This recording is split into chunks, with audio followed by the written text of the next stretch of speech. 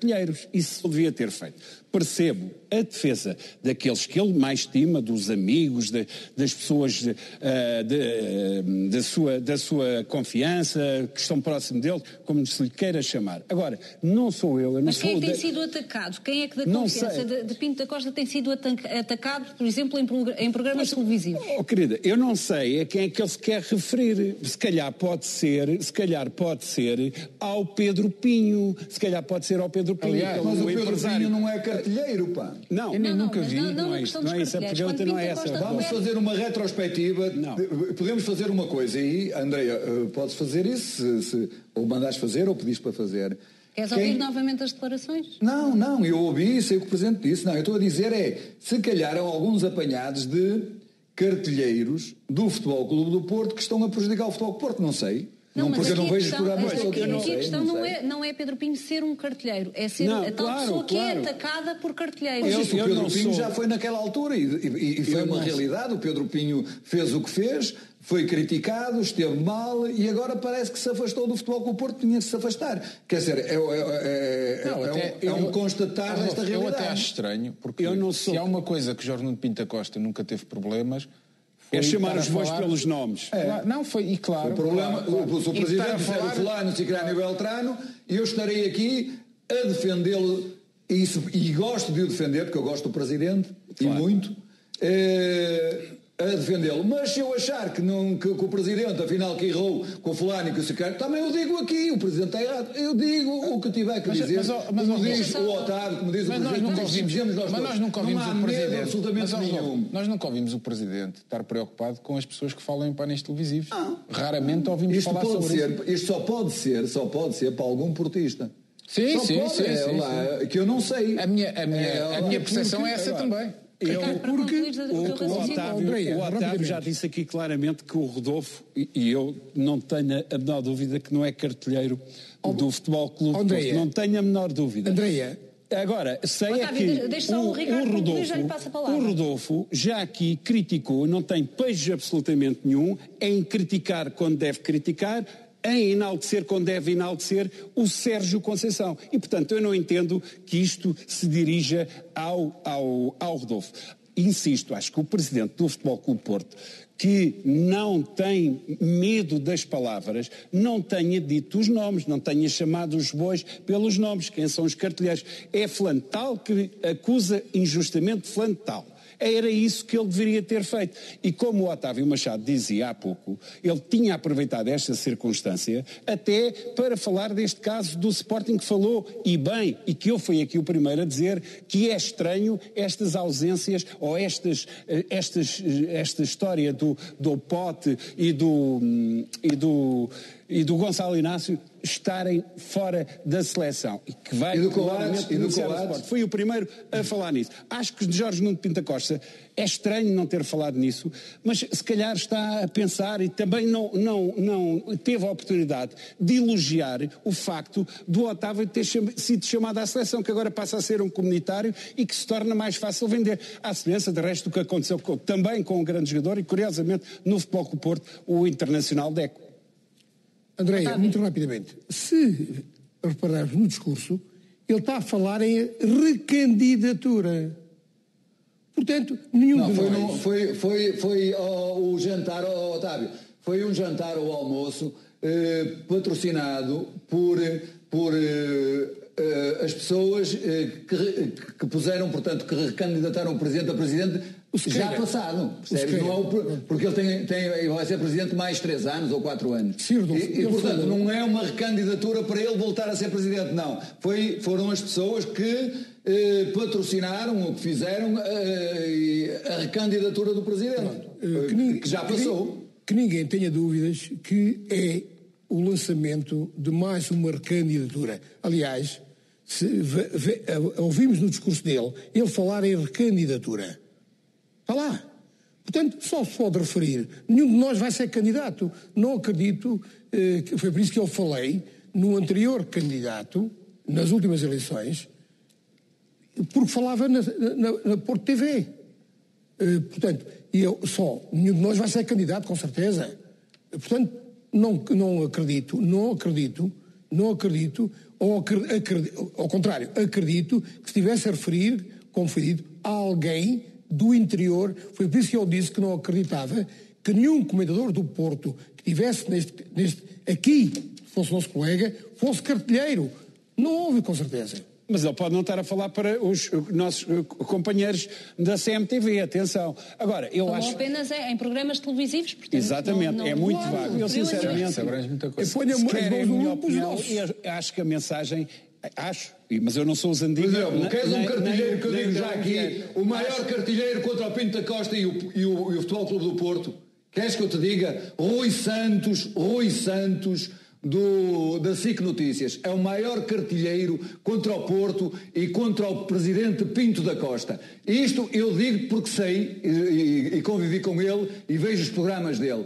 Ele não pode nem pintado com o presidente Pinto da Costa, nem com o Futebol Clube do Porto. E é o maior cartilheiro e protege-se na SIC para ferir o Futebol Clube do Porto e o presidente Pinto da Costa. Percebes? Aquilo que eu falei do Otávio, digo e sinto, quero que o Otávio, se fosse possível, fazer as pazes com o presidente. Porquê?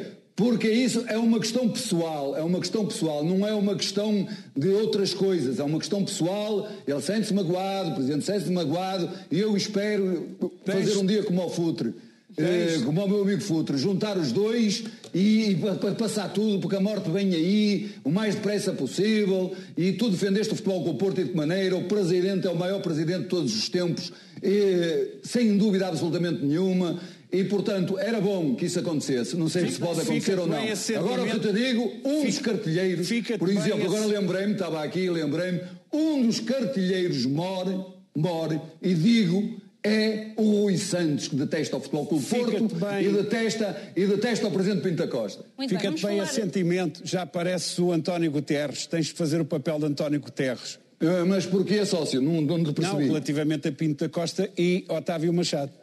Ok. Não, sabes porquê? O Otávio Machado foi campeão, lutou lá pelo Futebol Clube do Porto, teve um problema com o Pinto da Costa, já devia estar resolvido. O Pinto da Costa gosta dele porque senão não o convidava para ser treinador, não convidava para estar 8, 10, 15 anos como treinador adjunto, e o valor que o Otávio teve como treinador adjunto, não o convidava, não estava. Portanto, o que se passou é uma coisa que devia ter sido discutida, falada e morreu. Percebes? É isso que eu digo. Porque eu nunca poderei ir aqui contra o Otávio em relação ao Presidente, porque ele diz que o Presidente fez isto, fez aquilo, fez aquilo outro. E o Presidente é que tem que dizer o Otávio está a mentir ou não está a mentir. Não sou eu. O que eu gostava era que os dois conseguissem enterrar isso tudo e marchassem para a frente, e porque... Tu, Otávio, serviste de que maneira o Futebol Clube do Porto? E o Presidente é o Presidente e está tudo dito. Otávio, quer responder, admite rapidamente. Ter essa conversa e entrar numa chá de guerra com Pinto da Costa? Rapidamente, olha,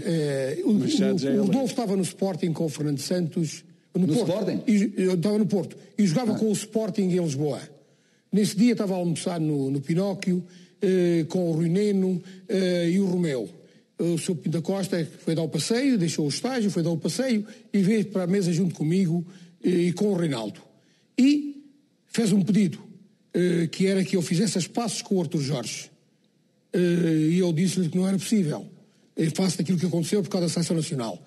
E o pedido que ele me fez foi este. Então, ao Reinaldo, quando eu estiver no caixão, passa com o Otávio e diz: Presidente, eles já fizeram as pazes. Infelizmente o Reinaldo já não está cá, nem com o Artur Jorge posso fazer as pazes. Muito bem. Fica então mais ou menos respondida a questão em relação a Pinto da Costa. Vamos avançar, falar de Rui Costa, que recusou comprar mais um central porque quer que Jorge Jesus aposte em Ferro. Apesar dos pedidos públicos do técnico, o presidente em funções rejeitou a possibilidade do Benfica gastar dinheiro num central este verão. Segunda por o Correio da Manhã, Rui Costa disse a Jorge Jesus que Ferro tem qualidade para integrar o plantel. Além disso, a direção do Benfica quer que a aposta na formação volte a ser uma realidade. E o técnico foi informado disso mesmo. Rui Costa estaria disposto a ceder a Jesus se a opção fosse David Luiz, mas as exigências do brasileiro tornaram um negócio impossível. Como é que vês esta posição de Rui Costa, José Calado? Jorge Jesus é público?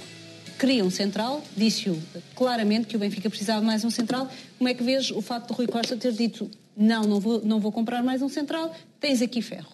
Sim, mas não impôs. Não disse tens que ficar sim ou sim. Não. Ou seja, uma coisa é dizer o Ferro tem qualidade, ou o treinador Jorge Jesus, neste caso Jorge Jesus é que é ele que completa aquilo que são os jogadores dentro do próprio plantel, ele é que faz a sua escolha.